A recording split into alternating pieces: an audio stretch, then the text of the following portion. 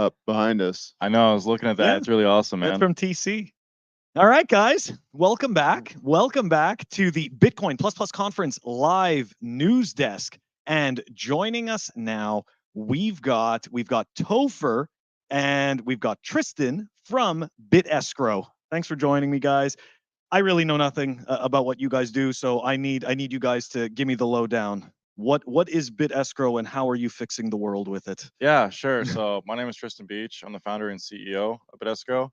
And essentially what we're building is a Bitcoin native, non-custodial smart contract platform for escrow, right? And so the problem that it's fixing is that we're going to bring the ability to dispute transactions on Bitcoin like you would with a credit card, essentially. So what does that mean, right? What this means is that we're building an API, an app, and SDKs for an app for grandma. The API and SDKs are for developers, so they can build marketplaces, platforms, and banks, and other really cool stuff with our platform. So yeah, Topher. Yeah. So what we're doing is a little different than escrow that you may have seen in other places in Bitcoin. So typically escrow is like a 2 of 3, right? And so if you have a buyer and a seller, you have Alice and Bob. Alice is the buyer, Bob's the seller, and they'll agree on an escrow agent. And that escrow agent will come in during a dispute and they'll side with one or the other. So there's some issues with that setup, mainly being that in a 2 of 3, 2 parties can come in at any time and just renegotiate the terms. So they can sign any transaction they want. So if you look at HODL HODL or any other like 2 of 3 setup, that's the case. What we're doing is we're actually doing something where everything is used, everything's signed up front. So we're using pre-signed transactions. So we have this protocol set up to where we set up a contract, kind of put the terms that you want in the contract. We host that contract for you. And then we invite funders to come in and fund that contract. It could be the buyer. So if it's a buyer in this contract, they would also be the funder. But they would pre-sign everything that's going to happen in the contract. So we don't have the ability to renegotiate the terms at any time. They're already coming in with their pre-signed transactions, and we're just sitting on those, and then we can choose to broadcast whichever one, depending on how the contract goes. Interesting. Okay, so I may misunderstand. Are you guys does BitEscrow act as some type of a counterparty or like some type of a guardian for these contracts? We're essentially. I mean, maybe it's poor wording, but that's the closest thing I. Yeah, we have to be careful with what words we use these days. I don't want to get arrested. An asterisk and a star. Don't use any frying pan, so it's okay.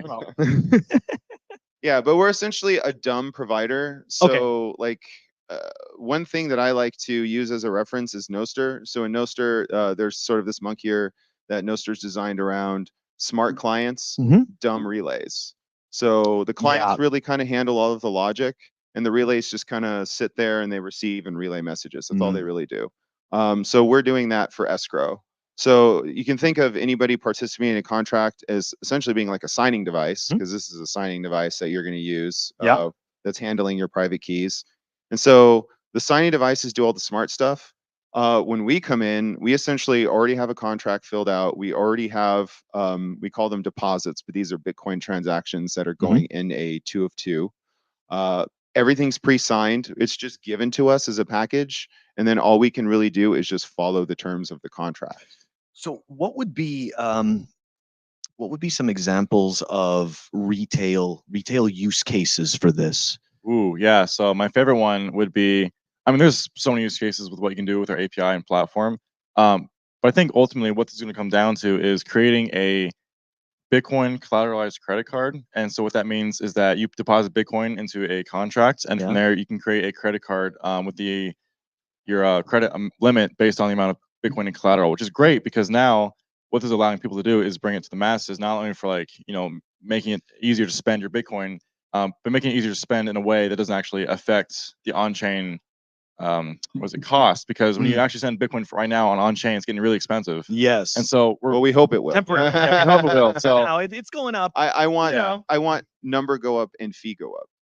That's as do I. The reality is that if that doesn't happen, then we've really done something wrong. I know that, of course, the big blockers and all these other people have be upset about that, but I think that yeah, I'm on the same page as you guys. Yeah, You know what I mean? gotta Like get this is paid. this is a value network. So yeah, Right. sorry, continue. Yeah, go ahead. Yeah, so the cool thing about that is like not only can you do that with fiat, but the really cool thing I would like to do is have the main chain Bitcoin and collateral and having the SAT equivalent on Lightning, so that the channel output isn't really necessary for making it, you know, the transfer of mainnet to Lightning. It'll make it a lot easier. Just go back and forth with a real no issue on Yeah, the well, technical so side of things. we can like lock up Bitcoin as collateral and have that collateral released based upon a Lightning payment, for example. Interesting. Yeah, because a Lightning payment includes a cryptographic hash. I know that's getting a little technical, but No, it's good. yeah, but when you have an invoice, basically to show that you've paid that invoice, you get a receipt. You Yes. basically have the pre-image, and so we can actually use that as proof to release collateral, because essentially we're sitting on these transactions. Mhm. So just as easily as we can go, okay, you know, based upon inputs from members of a contract, we're going to spend this Bitcoin transaction. Yeah. We can just say, well, we're not going to spend any Bitcoin transaction because that's the terms of the contract. And so we can back that up with the cryptography from a Lightning invoice in order to just have Lightning can move, like a Lightning payment can move, but the Bitcoin doesn't necessarily have to move. And so this is like when this company first started, we started as Lightning Escrow. Yeah, And I we were feel like I heard of that. yeah, and we were using How many years something ago was that? 2.5. Yeah. Yeah, I mean, this has been two and a half This making, is- 2.5 years in the making. Because funny enough, my co-founder and CTO back then was Super, but actually I fired him. So love you, Oh, Super. Yeah, Super Test. I did fire Super. Oh my It was a God. long story, but I can't yeah, believe you did that. you know what? You know, he's a great programmer, but when it comes to business, sorry, Super, but it's better out there. Okay, there's But still friends. We spliced no, Super, sorry. no, I love Super. He's No, for great, man. sure, he He's is. hilarious. Love him to death. But the reason why we started this company mainly was because escrow is the biggest pillar of finance that no one talks about or knows about. Because Yes. actually, fun facts for everybody watching, everybody uses it every single day, whether they realize it or not. So the two biggest uses of escrow in Yeah. daily life is marketplaces like Amazon.com. So when a buyer puts money into an Amazon account for the seller, and they need to file a dispute, Amazon takes care of that. Or same thing with the credit card company. If you go to a coffee shop and you pay their credit card, same thing happens because the money doesn't actually go from me to the coffee shop immediately. It actually sits with the bank for at least 2 weeks to a month, depending on which company you're using.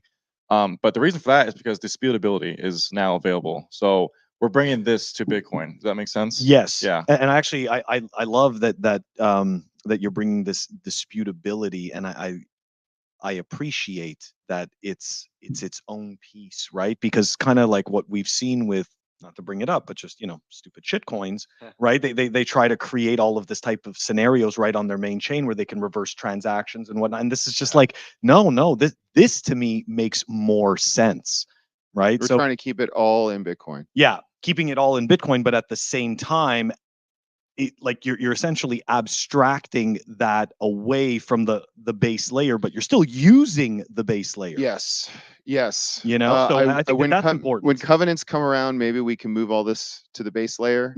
But until covenants happen, it's like everybody suffers from this problem. We're all trying to figure out how do we do this abstraction in a way that it's still something that you can validate, Yes. and it's still something that people can use. So yeah, and this is what we came up with. We originally had Lightning Escrow where we were using HODL invoices, which I think some people are familiar with, like how, or at least just using a HODL invoice. But yeah, so a HODL invoice is essentially a stuck Lightning payment. And so you can sort of use that for escrow because you can have an invoice that you purposefully get stuck in flight, as they say. And so then you can then resolve it or cancel it based upon like dispute resolution, like whether a payment should go through or should not go through. But that clogs up the Lightning Network. Yeah. So we've been trying to find a way to still do something like that, some sort of escrow that's still off chain, because let's be honest, like if you want to scale, you have to be able to do it off chain. If we're going to believe that in the future, like fees are going to be $100, $200 to move a transaction on chain, like it's going to come to a point where, let's say in the future, the only reason Bitcoin will move on chain is because something went wrong. Like either there's a dispute Oh, or there's some really So- good reason you need to move a lot of money. so going back to the question that I had for you for about retail. So would the audience be corporations or individual users or combinations of both? Yeah, so there's three big ones. So the first one is developers.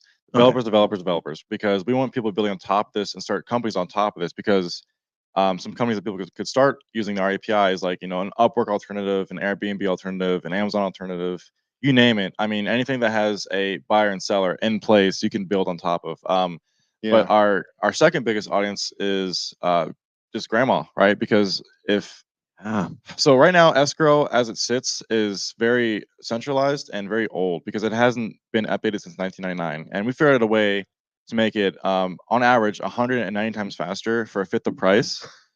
And that's pretty yeah, specific. yeah, no, seriously, Like, Yeah. that's like- yeah, it's very specific. So that's great because I want grandma using this and to prevent her from being scammed from a Facebook Marketplace transaction. So that's Yes. important. But the really big customer that we're focusing on is B2B.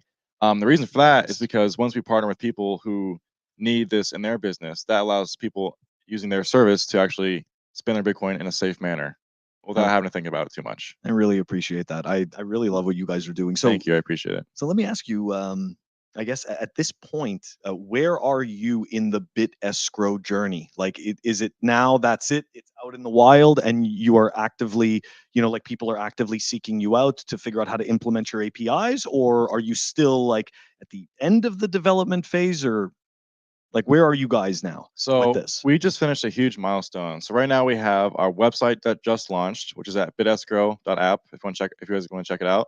The second big milestone was the documentation. We have to do a refactor of that soon. Yeah, we made some. We've been talking to some partners, and they've made some suggestions on things we should change, and so we made those changes. But we haven't updated the documentation, so that's what I'm going to be doing after this conference. Is, Oh, lucky you, Yeah, the tech a lot of pubs grunt guy. work.